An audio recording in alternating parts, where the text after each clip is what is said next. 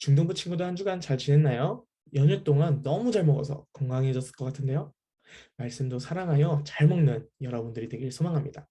여러분, 지난주에는요, 우리 나필도 목사님이 귀한 말씀 전해주셨는데요. 우리는 지난주에 노아 이야기를 통해 세상 속에서 드러나는 믿음에 대해서 배웠습니다. 사람 안에 들어온 죄로 인해 하나님 보시기에 아름다운 세상은요, 망가져 버렸죠. 이를 본 하나님께서는 홍수 심판을 결정하시고 이 세상에 있는 모든 것을 없애고자 하십니다. 하지만 그 중에 노아는요, 하나님의 은혜로 택함을 받아 구원을 받게 되죠. 하나님은 노아에게 방주를 만들라고 명령하셨는데요. 그곳은요, 그의 가정과 새, 가축, 땅에 기는 모든 것을 종류대로 암수 한 쌍씩, 그리고 그들이 먹을 식량이 들어갈 만큼 큰 방주였는데요.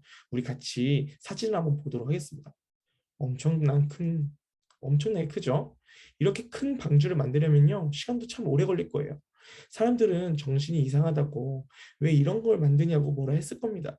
그럴 때마다 노아는요, 그들을 향해서도 하나님이 곧 심판하실 것이니 회개하고 돌이키라고 했을 거라고 봐요. 여기서 우리는 노아의 모습을 통해 세상 속에서 어떻게 믿음을 가지고 살아가는지를 배웠습니다.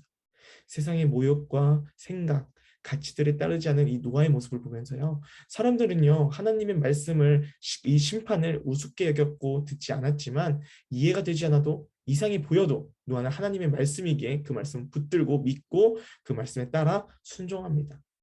이 모습이 우리가 세상 속에서 믿음을 지켜내는 삶의 모습이에요. 그리고 오늘 말씀의 배경인데요. 마침내 노아와 그의 가족들과 모든 가축들은요, 방주에서 내려 땅을 밟게 됩니다. 그 즉시 노아는요, 하나님께 감사 제사를 드리는데요.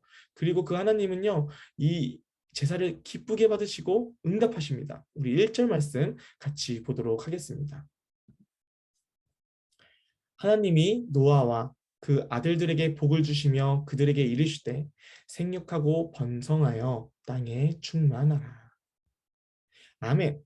이 명령은 하나님이 처음 세상을 창조하시고 사람을 만드신 후 주신 약속이자 명령이었습니다. 이 명령이 다시 노아에게 주어졌다는 것은요, 노아가 아담과 같은 새 인류의 조상이 되었다는 것을 의미해요. 하나님은 인간의 정체성을, 존재 목적을 회복시키셨어요. 노아와 그 아들들에게 이 세상을 다스릴 권세를 주십니다. 그들에게 필요한 모든 것을 주셨죠. 이처럼 우리의 정체성은 하나님 안에 있을 때만이 제대로 알 수 있는 거예요. 우리의 능력과 노력으로 해결되지 않는 일들을 하나님은 다 해결하시고 채워주시는 분이라는 거죠.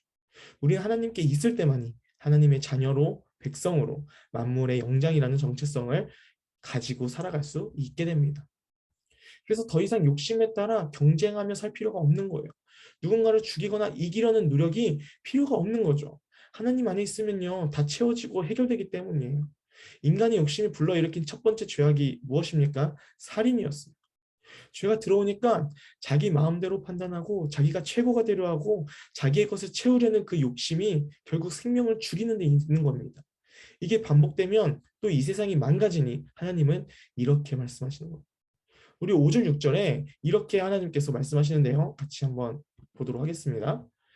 너희가 혹시 생명되는 것을 핏째 먹거나 욕심에 따라 피를 흘리면 사람이면 사람에게, 짐승이면 짐승에게서 너희의 죄를 묻겠다. 너희가 이렇게 행하면 그에 따른 대가를 치르게 될 거야 하고 이렇게 경고하시는 거죠.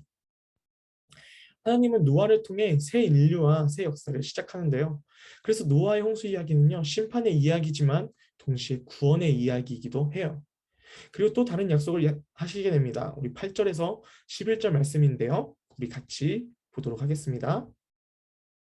하나님이 노아와 그와 함께한 아들들에게 말씀하여 이르시되 내가 내 언약을 너희와 너희 후손과 너희와 함께한 모든 생물 곧 너희와 함께한 새와 가축과 땅의 모든 생물에게 세우리니 방주에서 나온 모든 것 곧 땅의 모든 짐승에게니라.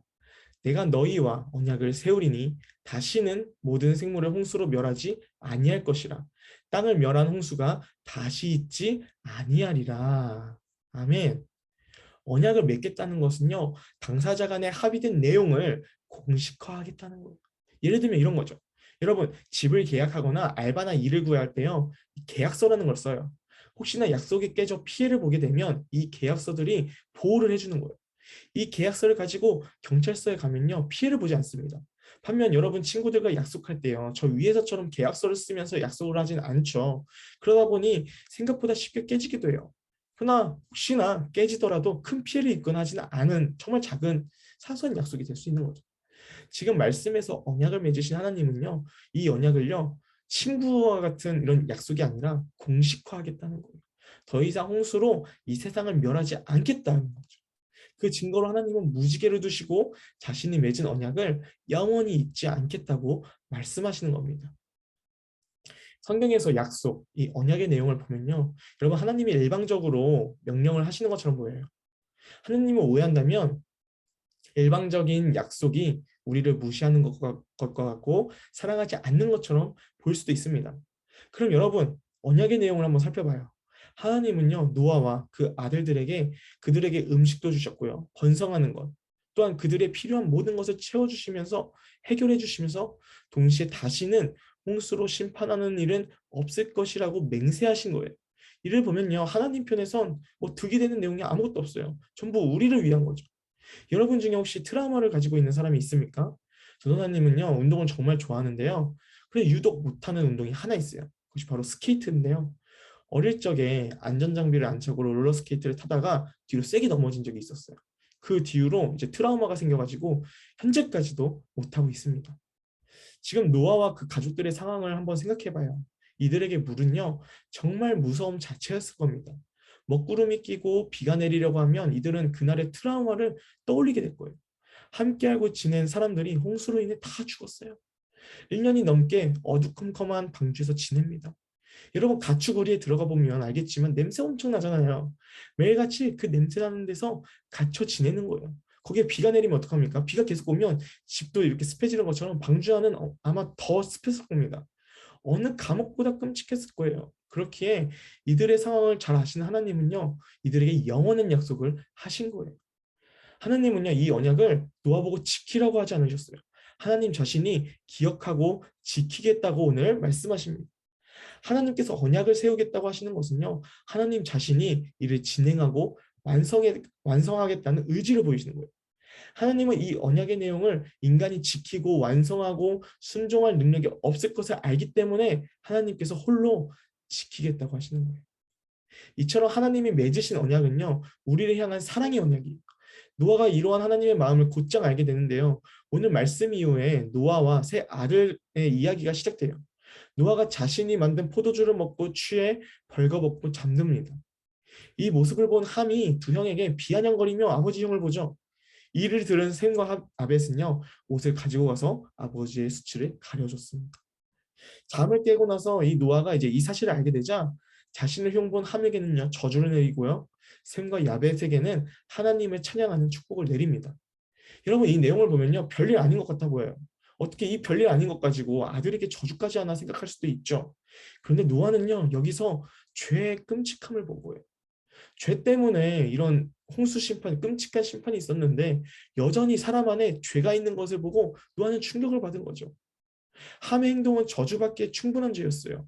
하나님의 형상을 따라 만든 사람인 것을 알고 믿었다면, 그것을 알았다면 함은 이렇게 행동하지 않았을 거예요. 그런데 그의 안에는 누구보다 뛰어나고자 하는 마음이 있었던 거죠.